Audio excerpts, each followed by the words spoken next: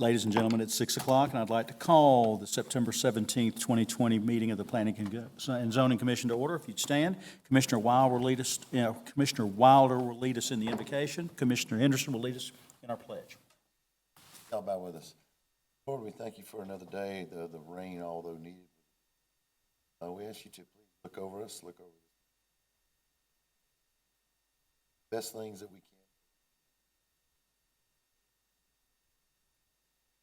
Pledge allegiance. Flag, United States of America. Republic stands one nation, God. Thank you. Be seated. If I could remind everyone to silence their cell phones. We do have all 5 commissioners present tonight for a 100% quorum. Gentlemen, you've had a chance to read the minutes from the previous meeting. If there are no changes or amendments, I need a motion for approval. So move. Do I hear a second? Second. All in favor? Motion to approve carries 4-0 with 1 abstention since Mr. Henderson was absent last meeting. Gentlemen, we've also had a chance to look at our agenda as lean as it is tonight. If there are no additions or changes to the agenda as it's been submitted, I need a motion for approval. So moved. Do I hear a second? Second. All in favor? Motion to approve carries 5-0. Before we begin, I'd like to take a moment to clarify that the Planning Commission is a recommending body to the Columbia County Board of Commissioners. The decisions made on rezoning and variance requests tonight will be forwarded to the Commissioners for final action on October 6, 2020.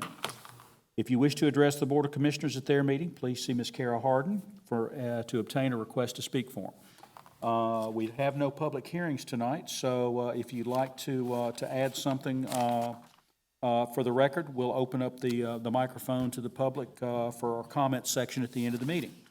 That being said, let's move right into our new business tonight. And Ms. Bolte, you have all 3 items tonight. Yes, sir. This first item is the concept plan for the Tommy Stevenson subdivision off Old Appling Harlem Road.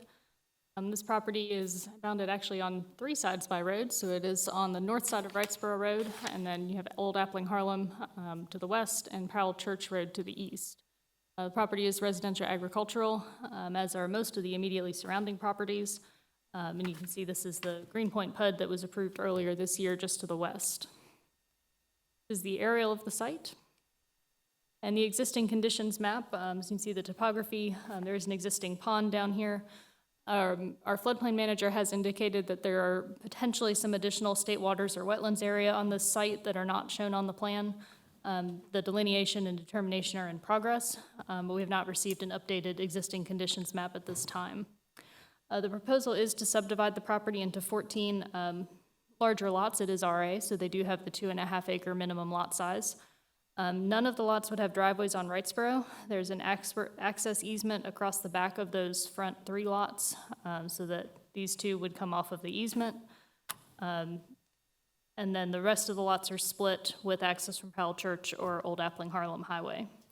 All the lots are intended to be on septic systems. They have provided a level 2 soil survey. The health department has indicated that the soils are not sufficient in this area, that a level 2 is enough for them to sign off on this subdivision, so they have required a level 3. That is in progress, but as far as I know, has not been reviewed by the health department at this time. Staff is recommending tabling this concept to allow them to finish the existing conditions and the soil survey. Do you have a date in mind for tabling? According to the engineer, both of those are in progress, so I believe tabling it to the next meeting would be sufficient. So October 1. Yes, sir. All right, gentlemen, any questions of staff? Okay, this is not a public hearing, so I'll need a motion to approve, deny, or to table until October 1st. Mr. Chairman, I make a motion to table the conceptual plan for Tommy Stevenson till October 1st. Do I hear a second? Second. Any discussion? All in favor? Motion to table October 1 passes 5-0. Ms. Bolte, final plat for Highland Lakes Phase 1. Yes, sir. This is the final plat for Phase 1 of Highland Lakes, located off William Few Parkway. This is on the south side of William Few, directly across from Whispering Pines. This first phase includes 51 lots with a minimum lot size of 10,383 square feet and an average lot size of 14,605 square feet. This subdivision is R2, single-family residential, so the setbacks follow code. Lots 9 to 11 off the cul-de-sac previously received approval for a reduction in the lot frontage. Sidewalks are provided on both sides of the road, and you can see their main amenity area in the center of this section that they are underway designing. They do have conditions regarding timing for that amenity and for the turn lanes, which are all underway. This is the site photo. The roads are in, and staff is recommending approval.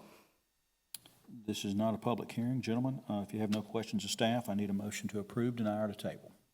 Mr. Chair, make a motion to approve the final plat for Highland Lakes Phase 1. Do we hear a second? Second. Any discussion? All in favor? Approved carries 5-0.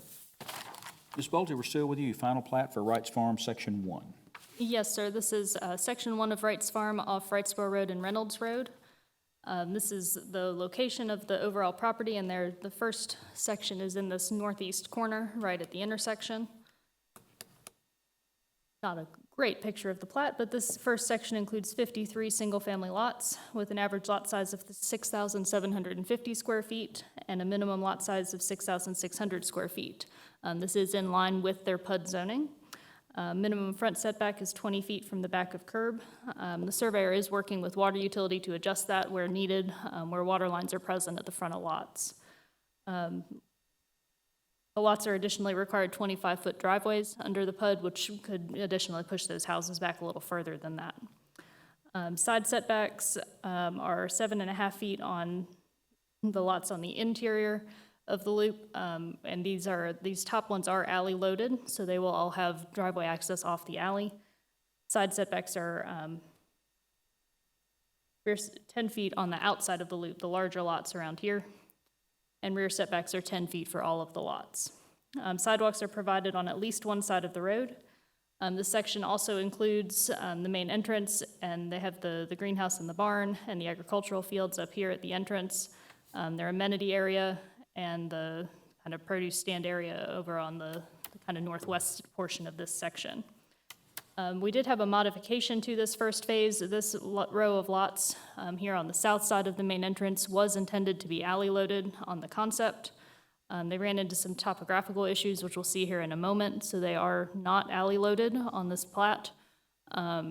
We have proposed a condition to address that to maintain the character of the PUD, that they do have to use the slide-by drives for those lots to avoid having garages on that main entrance road.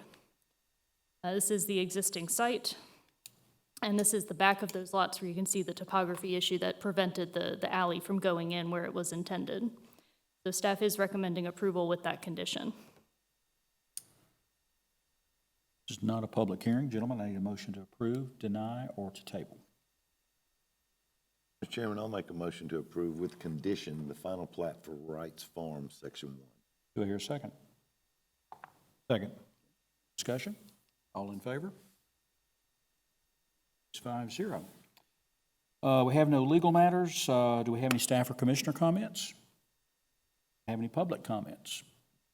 Seeing none, I will accept a motion to adjourn. So moved. Do we hear a second? Second. Discussion? All in favor? Motion to adjourn at 6:08 PM. Passes 5-0. All the stuff. Our next meeting is October 1st at 6 PM in these chambers.